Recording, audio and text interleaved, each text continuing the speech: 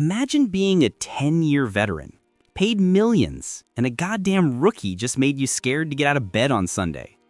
These 10 first-year defenders didn't walk into the NFL. They kicked the door off the hinges and started paralyzing people, starting with the man they literally called the Freak. Number 10. Javon Kearse, the Freak, 1999. Tennessee Titans reach into the draft at 16 and pull out this 6'4", 255-pound praying mantis built by Satan himself. Week 1, Monday Night Football against the Bengals, Javon lines up across from Willie Anderson, a 320-pound mountain who'd been starting for years. Snap. Kearse hits him with a club rip so filthy that Anderson's grandkids felt it. The tackle's helmet jerks back, mouthpiece flies, and for 3 full seconds, he's staring at the stadium lights like he just saw God, and God was pissed. By mid-season, offensive linemen are literally yelling across the huddle, "Who the fuck is this kid?" Future Hall of Famer Bruce Matthews, who blocked Reggie White and Bruce Smith for a living, told reporters straight up, "I have never, ever been scared of a rookie in my life until I saw this motherfucker's eyes across the line." 14.5 sacks, 9 forced fumbles, and he did it all looking like a horror movie monster who learned how to run a 4.43. They called him the Freak because Newton's laws filed a restraining order. And this was only the appetizer. Number 9. Terrell Suggs, the Boogeyman, 2003. Baltimore uses the 10th pick on this 365-pound walking hate crime out of Arizona State. Very first snap of his NFL career, Monday Night Football, Pittsburgh. Ball snaps, Suggs explodes off the edge, grabs Tommy Maddox by the waist, lifts him clean off the ground like he's taken out trash, and pile drives him so hard the goddamn stadium lights actually flickered. Heinz Field went silent except for one sound: Maddox's soul leaving his body. By mid-season, offensive linemen are literally yelling across the huddle, "Who the fuck is this kid?" One veteran O-lineman told his wife on Saturday night, "I saw him warming up today. I swear I started praying for a hamstring pull. Mine, not his. I'd rather miss 6 weeks than feel that shingin'." Rookie year, 12 sacks, 6 forced fumbles, and a lifetime supply of nightmares delivered free of charge. Halloween came early that year, and it wore purple and black. Number 8. Sean Merriman, Lights Out, 2005. Chargers roll the dice at number 12 on this 6'4", 272-pound walking pharmacy from Maryland. 10 games in, he already has 10 sacks, 5 forced fumbles, and every offensive coordinator in the league crying himself to sleep. They called him Lights Out because when that bull rush landed, your vision went black instantly. Stadium lights, life lights, Christmas lights, all of them, gone. In training camp, he hit his own teammate, LaDainian Tomlinson, the baddest runner on planet Earth, so viciously that LT had to sit down on the grass, look up at the sky, and mutter, "That boy hits like I owe him money," and he came to collect with interest, penalties, and a broken jaw. Offensive linemen started showing up to Friday practice with mystery groin pulls and family emergencies the second they saw number 56 stretching. One anonymous tackle told reporters, "I'd rather fake a season-ending injury than feel Sean Merriman's shoulder pads in my chest one more time. That shit wasn't football. That was attempted murder with pads on." Steroids, HGH, whatever the hell he was on, it turned him into a rookie that made grown men choose disability over Sunday. Lights Out wasn't just a nickname. It was a public service announcement. Number 7. Brian Cushing, Captain Tren, 2009. Texans grabbed this 3'5", 255-pound comic book psychopath at number 15. Rookie year, he rolls in looking like Captain America after a 10-year trend cycle in a basement with no windows. Veins on his neck, traps in his ears, eyes completely dead. Week 2, Reliant Stadium. Adrian Peterson, freak of nature, future Hall of Famer, literally built in a lab, comes screaming through the hole at full speed. Cushing doesn't tackle him. He detones him. Shoulder pads straight into AP's chest. The crack echoes like a gunshot. Peterson flies backwards, lands flat, and just lays there, staring at the roof like he's watching cartoons on the inside of his eyelids. Later, Allday told the media, "I saw birds, bro. Actual fucking birds circling my head like in the cartoons. I grew up in Palestine, Texas, getting hit by trucks for fun. I ain't never felt nothing like that in my life." One veteran linebacker said after watching film, Cushing hit him so hard I felt it in my own spine and I was on the sideline. Rookie year, 133 tackles, 4 sacks, 4 picks, and an entire league terrified of a 22-year-old who looked like he ate other linebackers for breakfast. He didn't just play football, he committed war crimes in shoulder pads. Number 6. Von Miller, the White Reaper, 2011. Broncos trade up to number 2 and select the 6'3", 246-pound extraterrestrial out of Texas A&M who moves like he's being controlled by a 14-year-old on 400 ping. First preseason snap ever, he lines up across from Tom Brady.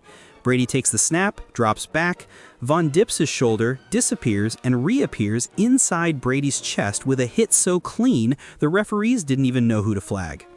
Brady slides on every third down for the rest of the season.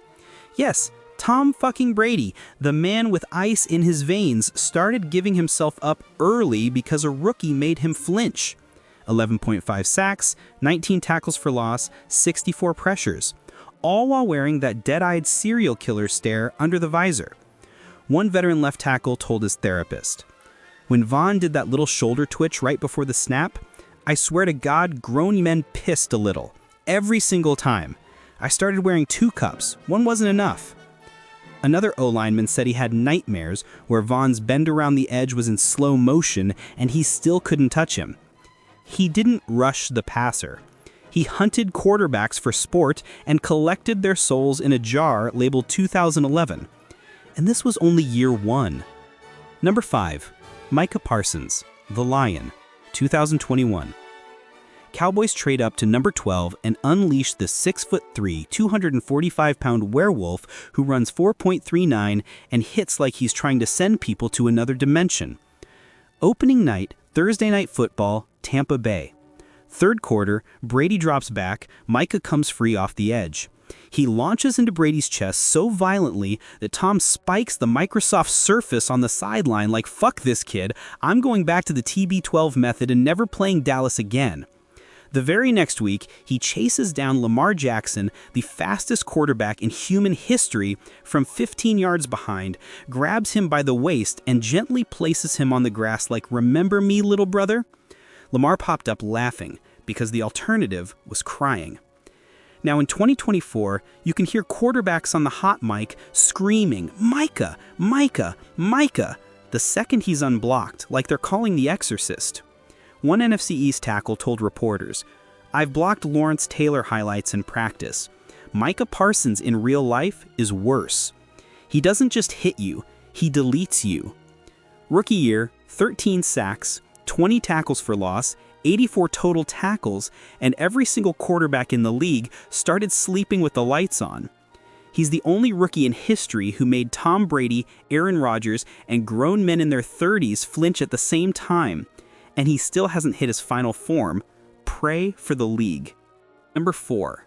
Charles Haley, the original Psycho, 1986. 49ers quietly snatched the 6'5", 255-pound lunatic out of James Madison in the 4th round, pick 96. He doesn't start. He comes off the goddamn bench and still ends the year with 12 sacks and 11 forced fumbles, numbers that would win D-Roy in any other year. Veteran running backs saw number 94 jogging onto the field and immediately started strapping on extra shoulder pads, rib pads, kidney pads, anything they could bolt to their body. One Pro Bowl fullback told his coach on Friday, "If Haley comes in the game, I'm telling the ref I have a concussion from last week. I'm not fucking around." Charles didn't tackle. He punished you for being born to your parents. He'd hit you so hard your ancestors felt it in the afterlife. In one game against the Falcons, he came in on 3rd down, grabbed Gerald Riggs, a 230-pound freight train, lifted him clean off the ground, and slammed him so violently the turf literally bounced. Riggs got up looking for his soul. Ronnie Lott said Haley was the only teammate he ever feared in practice. Joe Montana refused to take snaps from shotgun when Haley was rushing because he didn't want to be in the same zip code. A rookie, 4th-round pick, off the bench, and he had Hall of Famers flinching. That's not football. That's a horror movie with a happy ending for everyone except the guy across from number 94. Number 3. Derek Thomas, The Human Missile, 1989. Kansas City trades up to number 4 and straps a rocket to this 6'3", 243-pound guided missile from Alabama. Rookie year, he walks in and immediately starts treating quarterbacks like piñatas at a psychopath's birthday party. John Elway, two-time Super Bowl champ, stone cold killer, told his teammates the week before playing KC, "I have literal fucking nightmares about number 58. I see him in the dark. I wake up sweating. I've never been scared of a rookie in my life. Until now." Rookie stats, 10 sacks, 75 tackles, 3 forced fumbles, and that was him being polite. Then year 2 rolls around, November 11th, 1990, Monday Night Football. Derek Thomas decides one soul is not enough. He sacks poor Dave Krieg 7 times in one game, still the NFL record. Krieg got up after the 6th one, looked at the ref and said, "Just kill me now." After the 7th, he had to be helped off the field like he'd been in a car wreck. He saw ghosts for the rest of his career. One offensive coordinator said they had to invent the Derek Thomas rule in meetings. If number 58 lines up wide, you chip with the back, slide the line, and pray. Rookie year, he was already so violently unblockable that coaches were drawing up entire game plans just to survive him. He didn't play defense. He committed felony assault on live television, and nobody could stop him. There has never been, and there will never be, a more terrifying rookie entrance in NFL history. Number 2, Lawrence Taylor, the Devil himself, 1981. Giants take the actual devil at number 2 overall. First preseason snap ever, not even real games yet. LT hits Falcons RB Lynn Kane so hard, the veteran gets up, walks straight to the locker room, and retires on the fucking spot. Week 1 regular season, Hall of Fame QB Fran Tarkenton watches the film of this 20-year-old rookie and calls his agent that night. "I'm done. Fuck this kid. I'm not getting paralyzed for $500K. And he actually retired rather than line up against him again. Rookie LT was sacking QBs so savagely that by week 6, grown-ass veterans were sliding at his feet, throwing the ball directly at his shoes, and literally begging the refs for mercy. One vet said, "I'd rather take a fine for unnecessary roughness on myself than feel number 58's shoulder pad in my spine." 9.5 sacks, 7 forced fumbles, 133 tackles, as a goddamn rookie outside linebacker. Joe Theismann's leg snapping was year 5. His rookie year was the trailer that made the whole league shit liquid fear for a decade. There has never been a louder warning shot in NFL history. And now, the number 1 most fear-creating rookie defender who ever lived. You already know his name, but you've never heard his rookie year told like this. Number 1, Dick Butkus, the actual devil, 1965.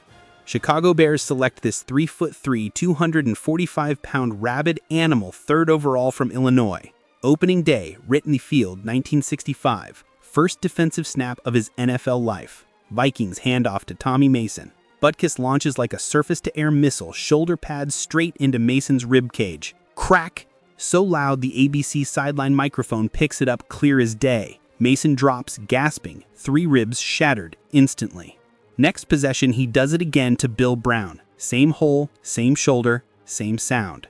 Brown fumbles, staggers up, and starts walking toward the Vikings sideline, except he's on the Bears side. Concussed so bad he doesn't know what planet he's on. By halftime, 2 running backs have broken ribs in the first quarter of his very first game. Hall of Fame running back Paul Hornung told friends, "Every single night before bed, I prayed we didn't have Chicago on the schedule, because if number 51 was playing, I was getting murdered in front of my family." Another veteran said, "When Butkus hit you, you didn't look for the number on the jersey, you checked your own neck for a pulse." George Halas himself said after the game, "I've coached monsters. I've never coached the devil until today." Dick Butkus didn't play defense. He committed felony assault on live television, and nobody could stop him. There has never been, and there will never be, a more terrifying rookie entrance in NFL history. The league didn't get safer after Butkus. It just got therapy. If this video just made you scared to even play Madden against the Bears, smash that subscribe button right now, because next one is even worse. 10 running backs who sent defenders into early retirement. You won't sleep for a week. See you in the comments, if you dare.